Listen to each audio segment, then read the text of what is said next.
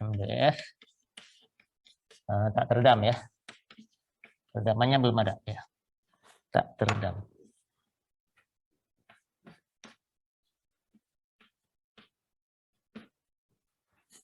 Persamaan geraknya massa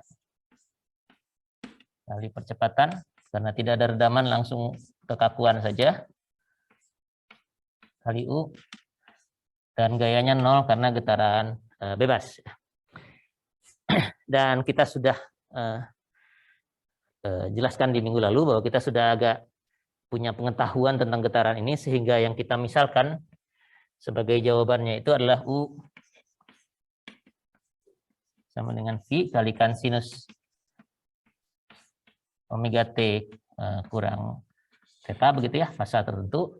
Atau kalau mau komplit bisa saja ditulisnya V kali A kosinus omega T tambah B sinus omega T, gitu ya. Ini dengan ini kan sama ya. Gitu. Nah, kalau ini kita masukkan kembali, kita temukan bentuk eigen problemnya ya. K minus omega kuadrat M. Ini kalau dimasukkan ke situ, sudah di minggu lalu ya. Kalikan V sama dengan 0. Dan ini ada solusinya kalau determinan K kurang omega kuadrat M ini sama dengan 0 ya. Jadi urutannya begini, persamaan gerak, kita misalkan solusinya seperti ini, dapat ketentuannya. Oke, kalau solusinya begini, ini harus dipenuhi. Ya. Yang 0 itu yang sebelah sini, karena yang bagian ini tidak akan selalu 0 ya. Jadi nggak perlu kita masukkan yang 0-nya aja. Dan ini ada solusinya kalau determinan dari yang matriks yang di depan ini sama dengan 0. Nah, determinan sama dengan 0 ini menghasilkan polinomial ya. Orde N dengan variabel omega kuadrat ya. Variabelnya omega kuadrat.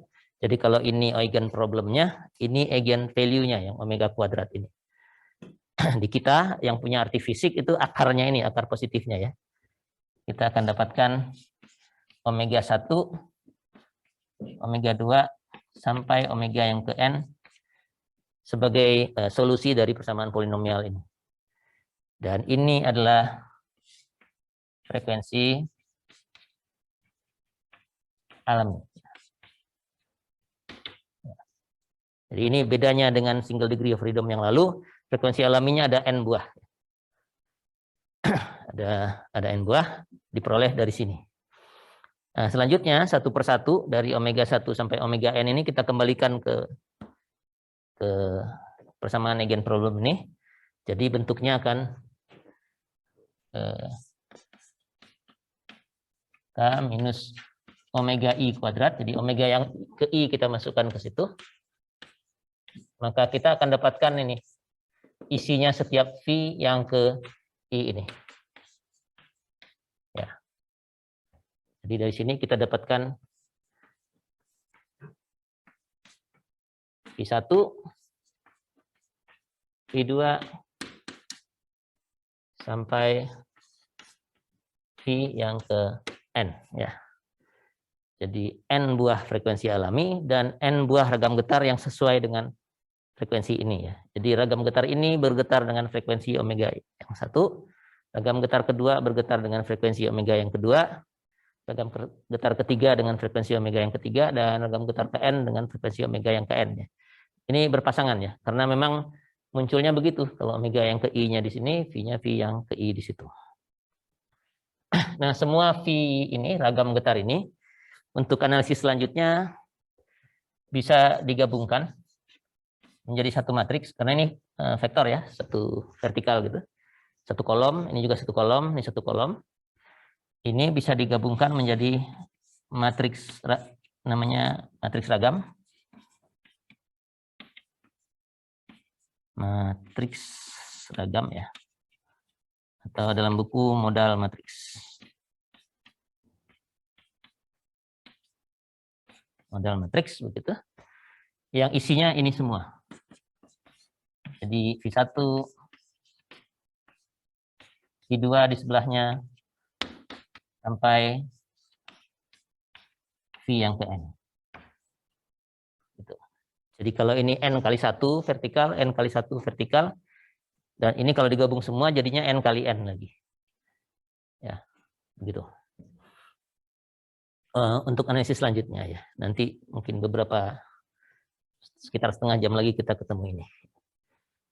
Nah, ada satu sifat dari ragam getar ini yang perlu kita manfaatkan untuk analisis kita lebih lanjut, yaitu namanya ortogonalitas.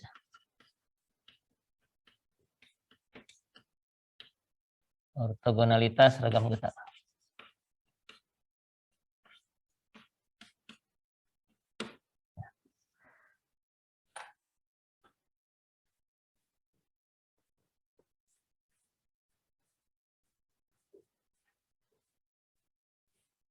Ortogonalitas itu kurang lebih begini. Kalau saya ambil yang ini yang omega dan V-nya sudah kita peroleh, terus saya tuliskan satu di sini yang seperti itu persis. K minus omega I kuadrat M VI sama dengan 0. Vektor ya. Sama dengan 0. Atau saya buka kurungnya, ini kalikan ke sana, ini kalikan ke dalam, terus pindahkan ke sana ya. Jadi kita bisa tulis seperti ini. K kali VI, luas yang ini, sisanya pindah ke sana, sama dengan omega I kuadrat M kali VI, begitu ya. Ini cuma dimasukkan ke dalam, kemudian yang minus ini saya pindahkan ke ruas kanan. Jadi saya punya hubungan yang begini. Lalu berikutnya kita juga punya indeks yang lain. Ini I-nya boleh berapa saja ya. Terus saya punya indeks yang lain. Kalau ini I-nya 1, misalnya saya ambil indeksnya J misalnya, yang tidak sama dengan I.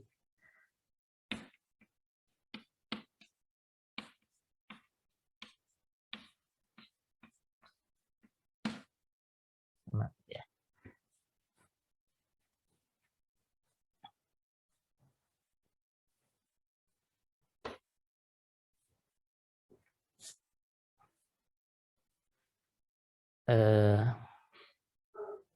Kemudian biar untuk analisis selanjutnya, ini jadinya apa nih? Matriks kali vektor ini jadi apa? Ukurannya. Ini cuma skalar biasa ya, ini pengali di luar aja. Kalau matriks kali vektor jadinya apa? Masih vektor juga ya. Ini N kali N kali 1 jadinya N kali 1 juga. Jadi vektor panjang ya. Biar jadi skalar, yang ini saya kalikan dengan VJ transpose. Di sini juga dikalikan VJ transpose. Ini saya geser ke sana ya, saya menyelipin VJ-nya di sini. Ini kurung gini. Nah, gitu. Ini VJ transpose kali M kali VI. Sedangkan yang ini di depannya saya kalikan VI transpose gitu. Ininya pindah sana.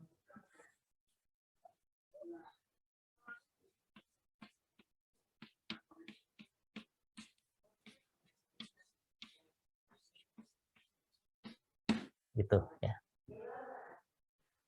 Pertanyaannya adalah apakah ini dengan ini sama?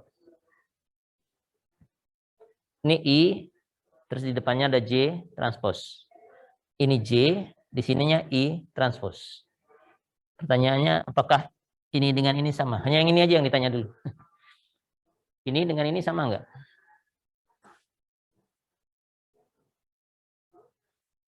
Kira-kira. Oh, sebentar, bentuknya dulu. Sekarang kalau saya kalikan begini jadinya apa? Ini. Jadinya berapa ukurannya? Ini N kali 1 ditranspos, jadi 1 kali N gitu ya, ke samping gitu.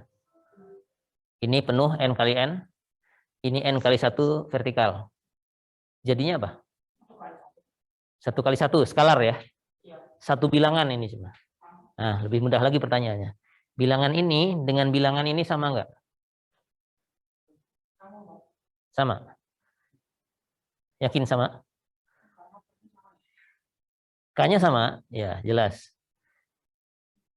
Ini dengan ini tuh beda transpos aja, ini dengan ini juga beda transpos.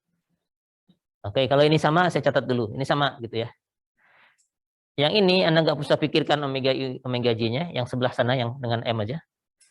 Ini dengan ini sama nggak?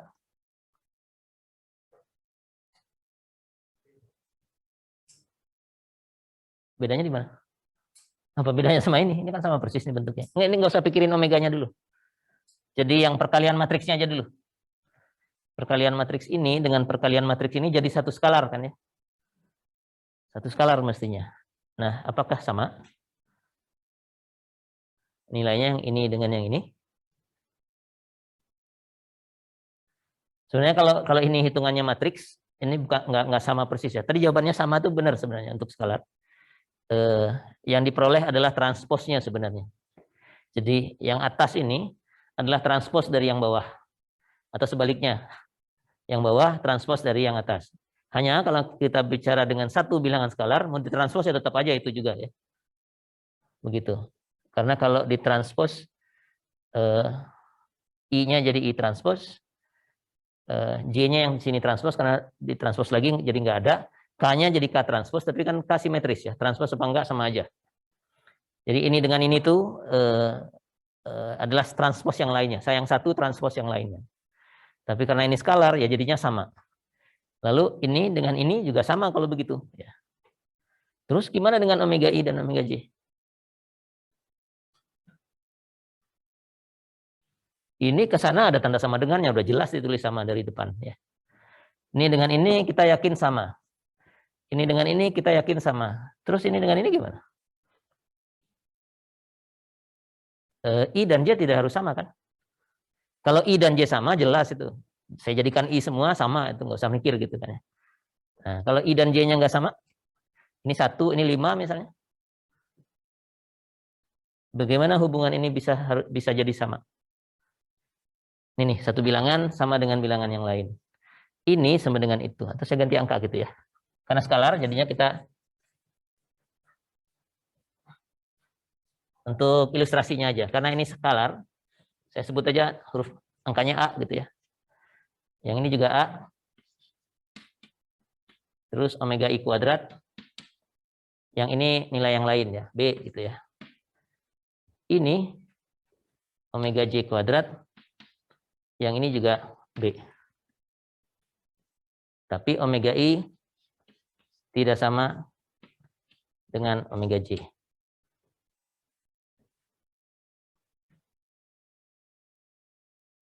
Mungkin nggak?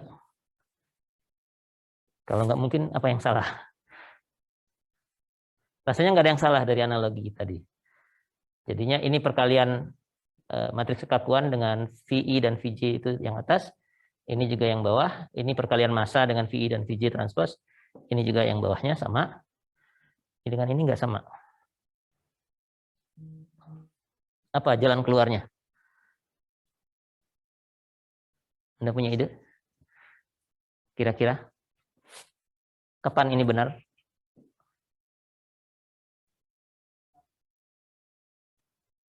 Kapan ini benar?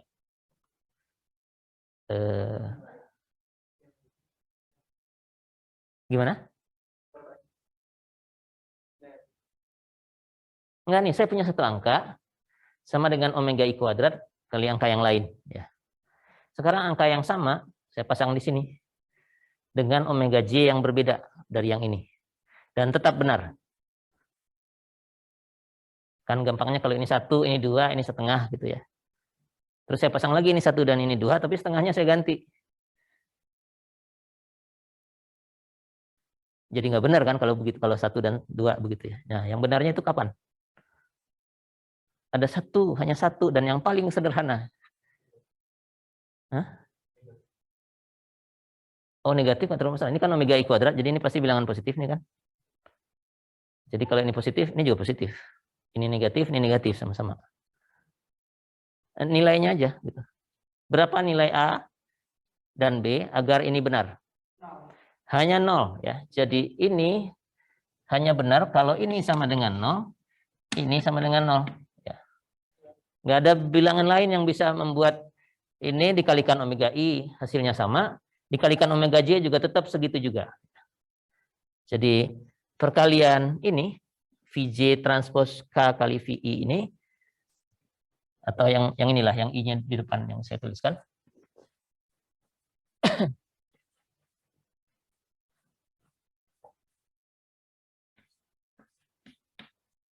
I transpose kalikan K kalikan VJ. Dan yang ini